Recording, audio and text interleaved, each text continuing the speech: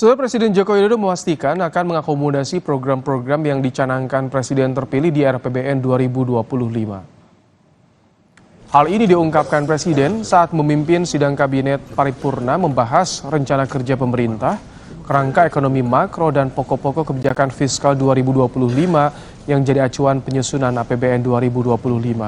Meskipun Presiden tidak secara gamblang menyebut sidang Kabinet kali ini membahas program makan siang gratis, namun Jokowi memastikan era APBN 2025 akan mengakomodasi program-program dari Presiden terpilih di Pilpres 2024.